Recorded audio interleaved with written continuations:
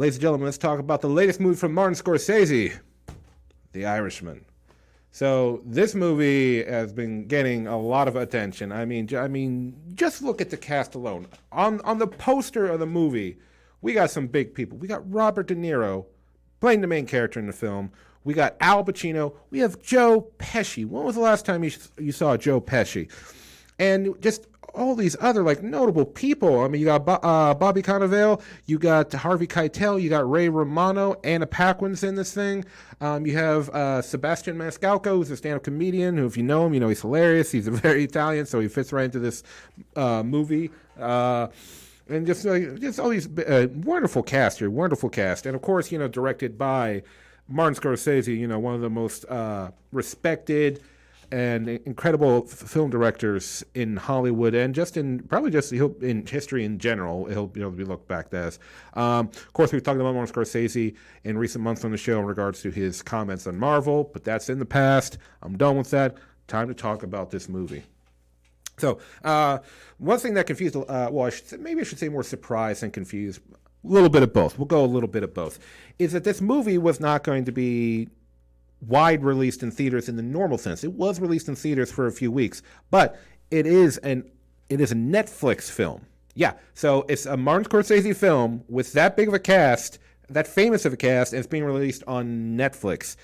And holy crap, it is surprising, but Netflix is chasing that Oscar. It wants to show that its movies, its original content, is just as good as the stuff that you usually see get into award shows and all that kind of stuff. So it's chasing that, and they gave Martin Scorsese a ton of money to do this film. So I'm not surprised, how they chased it. I mean, it's a Scorsese film. If you want to make Netflix more legitimate, not just seen as, a site that, plays old stuff, as much as they've been doing their own thing for a few years now. I mean, you had Bird Box, you had Bright, which are two movies that I didn't really care for much. But anyway, let's get into this. So let's talk about The Irishman. Once again, directed by the iconic Martin Scorsese. And let's go right. Okay, so Robert De Niro plays a man named Frank Sheeran. And something you need to know from this movie, a lot of this stuff is based on the real people that existed. Robert De Niro's character, Frank Sheeran, is a titular Irishman.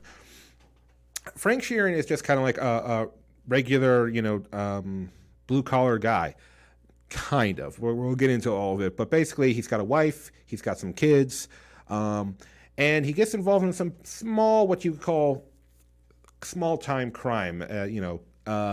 At first, he starts off just kind of stealing, meat from his company and selling it to local gangsters, who appreciate him and they give him money on the side. It's his way of making more money for him and his family. But as time goes on, he starts to meet bigger and bigger people. And one of the big people is Joe Pesci's Russell Bufalino.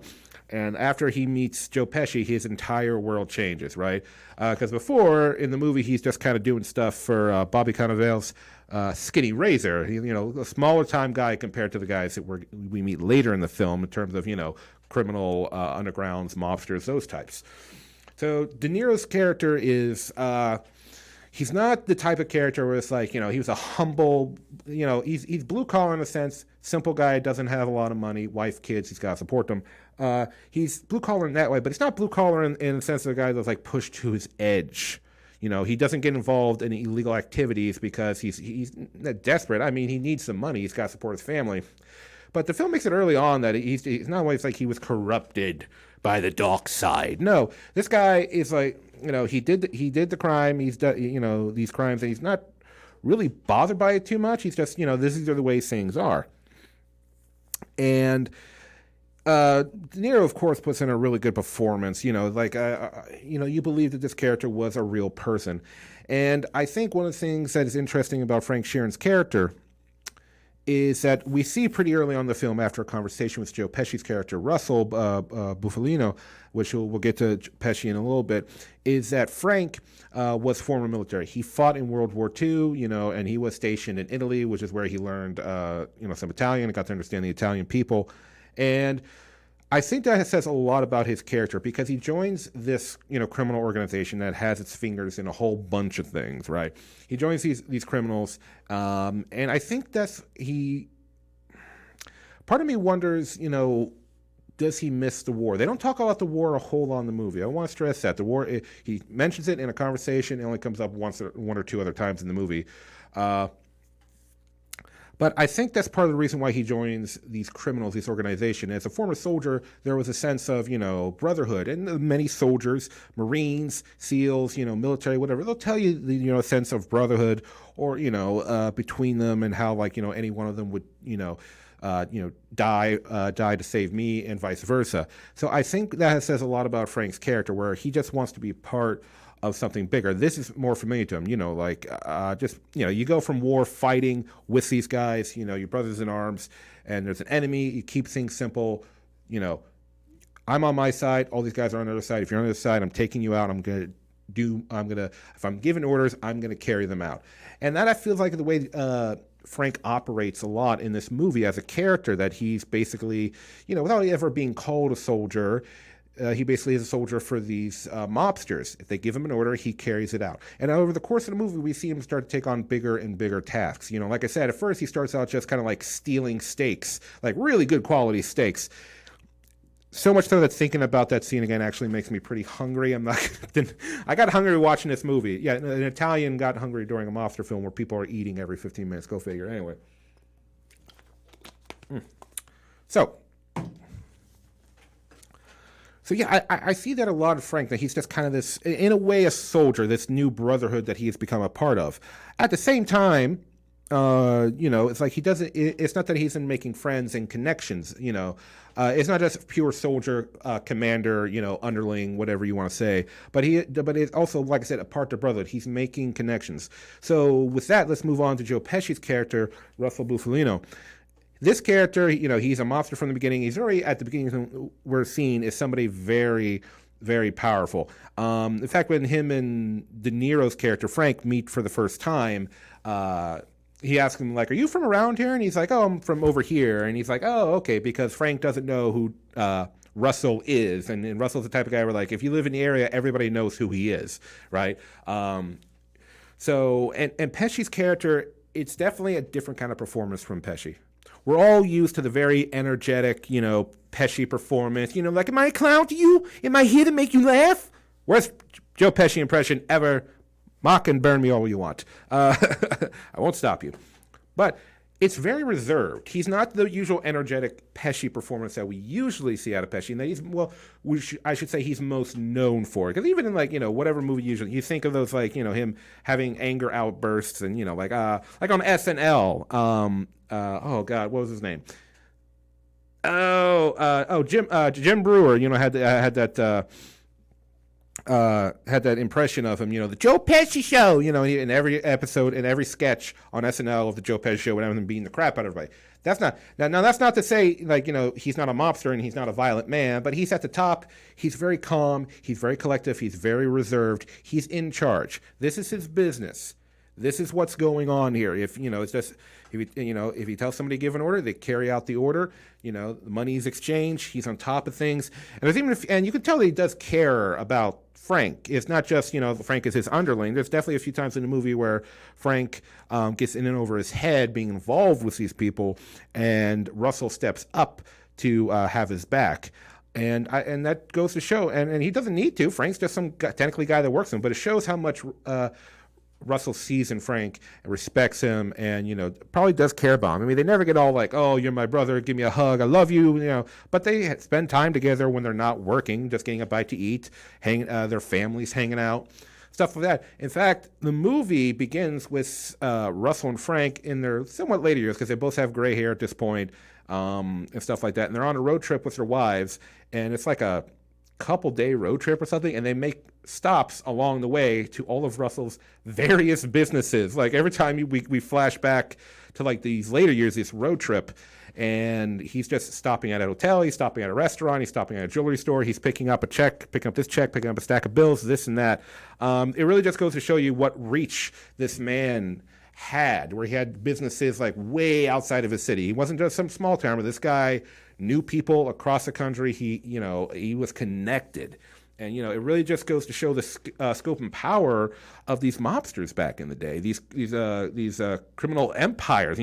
Nowadays when we think of people using their money to throw shit around, we think of these big corporations, these billionaires, stuff like that. But back in the day, mobsters, man, they were in people's pockets, all that stuff, and they were real mobsters. They weren't these guys who were sitting on a yacht in the middle of like the Mediterranean with like Russian prostitutes all around them or whatever. These were just like they don't have a media empire. They don't own some chemical company. They don't whatever big business. These were legit mobsters. These were the real deal. And I gotta give respect to Pesci and for this performance. It's definitely different. It's solid. Same thing with De Niro, also solid. And before we get to Pacino, I gotta say, you see this in the trailer for the movie. They do use Marvel-esque de-aging. I don't think they say Marvel-esque because so far Marvel I think has done it the best with them. But yeah, they do it to make it De Niro and Pesci look a lot younger. They really don't go too young. They they take them down like I think at most. De Niro's character Frank, I think the lowest they've brought down his age is like maybe in his like early 40s. There's only one moment where you see Frank's character in his 20s. It's very brief, but yeah, the de-aging is really good in this. I'm looking at it. I'm a friggin' nitpicker for this stuff. I'm looking at it like, oh, where is it? Are the lines matching up? Does it look like his face is moving weird in one spot? Is there some kind of pixelation? I'm looking at it. It's really good. I think there's only one moment in the movie where I was like, but beyond that, top notch. It really allows these actors, to give these performances as their younger versions without having to hire some other actor to play the younger version, and don't have the same, the same cadence down, the same mannerisms, as the main actor. So that technology worked out very well. Now let's get on to Al Pacino. Al Pacino plays Jimmy Hoffa in this movie, a name that's probably a lot of people have forgotten about nowadays. So there's something to actually acknowledge in the movie that a lot of people. My generation probably don't know who Jimmy Hoffa is. I mean, I'll admit it, I only knew so much about him before this movie, but I was aware of him. I knew where he was famous or where he, spoilers, disappeared at one point in his life. And these are, apparently based on, this is all based on real people. Now, of course, there is some fiction and fantasy added in the film because there's certain things like, we don't know what exactly happened behind closed doors or what exact conversations had. So there is, the fictional element to this movie mixed in with what, they were aware of going on in the real world. But anyway, Al Pacino's Jimmy Hoffa. They also use a de-aging thing with Hoffa. And Pacino is... he's Pacino. He's good. He puts on a good performance of Jimmy Hoffa, the man who used to run the unions back in the day. And of course, he's involved with the mobsters who help him out and make sure he stays on top, make sure, the illegal things he's doing to stay in control of his union. And he's different from, Hoffa is different from Pacino and Russell in the sense where it's like, he doesn't. He's usually a pretty jolly. He just bathes in the glory of everything going on around him. But he's a pretty positive guy. He's much, because he's not the type of guy to, once again, he's not the get his hands dirty guy. He's got other people to do that, even though he may give out orders or whatnot. He's usually in a good mood. And him and Hoffa and Frank really form a tight bond in this movie. They are like family. They are like brothers. And that's a big part of this movie is Frank's connections to various people, his connections to Russell, his connections to Hoffa, his connections to his wife, his children. It's really a lot about, where, and that a lot about the story is, where Frank is placing his loyalties, his time, his efforts. And yeah, no, there's definitely a bond that forms between him and Pacino. And as things go on and we see, Hoffa have his troubles maintaining control in the union, we see Hoffa's anger and rage boil up more and more, and especially his stubbornness. Frank is trying to stay loyal to Hoffa, but he's making things more and more difficult to Frank, where Frank is trying to be loyal to him, a man he sees as family, and also to Russell and the other mobsters. And once again, he sees Russell as family too. This guy's he's not just his boss, he's like a brother to him. So that's part of the story, is like seeing Frank trying to juggle both, and things just getting, tensions growing and growing and growing. And, it goes throughout the film. One last character I want to talk about right now is Peggy Sheeran. That is the daughter of Frank. Now, this character was like most people will probably remember it being played by Anna Paquin, who we all know from True Blood or Rogue in the X-Men films. Now, Anna Paquin doesn't show up till like later in the film because, as I said, they kind of are jumping between time periods a little bit, not in a way where you get confused, but definitely. But definitely jumping around. So for the younger years, we have Lucy Gallina play young Peggy Sheeran, and then in the older years, we have Anna Paquin playing the adult version. There's a few things we got to talk about Anna Paquin's character. One thing in particular that's been coming up and a lot of people are upset about. But Peggy, very early on in the movie, sees her father's violent side, right? I'm not going to say what she sees, but she sees, what level of violence her father is willing to do. From this point on, she's just kind of very shy and pulls back around her father or Russell. You can tell because of this early incident, Peggy is now very aware, very observant of who her father is and who her father is involved with, to the point where like she really has a horrible relationship with her father, where she never really talks to him, never really talks to Pesci's character. She loves Jimmy Hoffa. Her and Hoffa get along great, probably because Hoffa, once again, a lot of film, he usually portrays a positive energy to people around him, the people he wants to like. Behind closed doors, he can be very in your face and like, what the hell's going on? What did you guys do? But so Frank's daughter has a better relationship with Jimmy Hoffa than she does with Frank. Frank is he just kind of parts it off as she's just very shy, and that kind of says another thing about Frank's character, where he's kind of unaware of how his loyalties to Hoffa and Bufalino are affecting his family.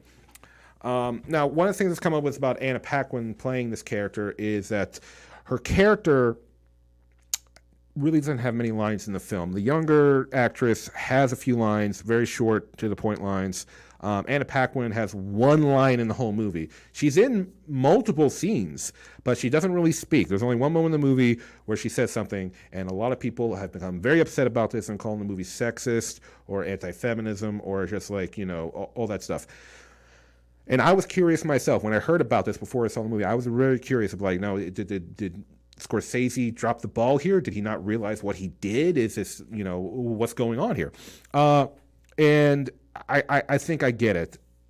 Peggy's silence throughout the film is one of the things where it's trying to say volumes. So when she finally does say something, when the older version, Anna Paquin, finally says something to her father directly for the first time since the earlier part of the film, it's one of those things where it's like really a defining moment where, she's in her own way kind of confronting her father.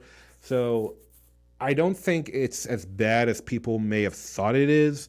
But I think it's one of those moments where it's like she's saying more with her silence than with her words.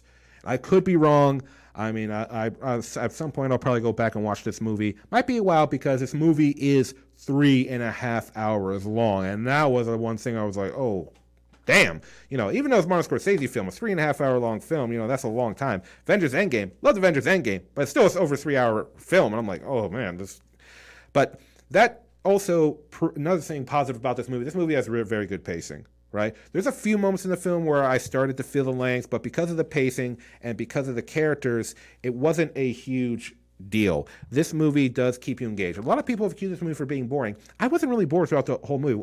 The only times where it's like these brief moments where the length of the film was, I'm starting to feel it. But this movie is such a character-driven film, and I think all the characters are very well developed, very well defined, and I was never lost interest or was bored. So I know a lot of people are saying this movie's boring. I disagree. My interest was kept the whole time. It doesn't have one. I can't say it's like one cohesive story. I feel like because it's going over years and years, decades of Frank's life. So I feel like there's like multiple stories going on inside one big story, almost like the season of a television show. Right? You got the overall seasonal arc, but you've got the individual stories of each episode, coming together, and that's what this movie kind of feels like to me. Some people even question like, why didn't you just make this a series? That might not have been a bad idea, but I can't say that the movie failed in my eyes. So would I recommend you go see The Irishman? Go get on your Netflix and watch it? Yes, I think this movie's great. I think it did a great job. I was never bored. My interest in the characters was kept the whole time.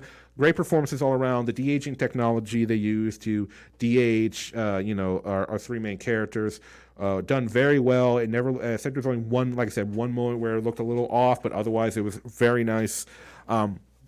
Once again, Martin Scorsese making a great film. I'll be highly surprised if this movie doesn't get some awards nominations, Oscars and that level stuff. So yeah, ladies and gentlemen, long wait, long movie to get through. Not going to deny that. I feel like maybe we could have pulled it back a little bit, but maybe a little bit. I don't know. But otherwise, yes, The Irishman. I give it a recommendation. Go check it out right now. Hey everybody, hope you enjoyed that clip. If you want to see a full episode, I live stream every Thursday night on Facebook right after I see the movie, or you can tune in to the Revenge Online Radio Network every Friday morning at 9 a.m. If you enjoyed the show, please consider contributing to the Patreon, patreon.com/PO Vincent.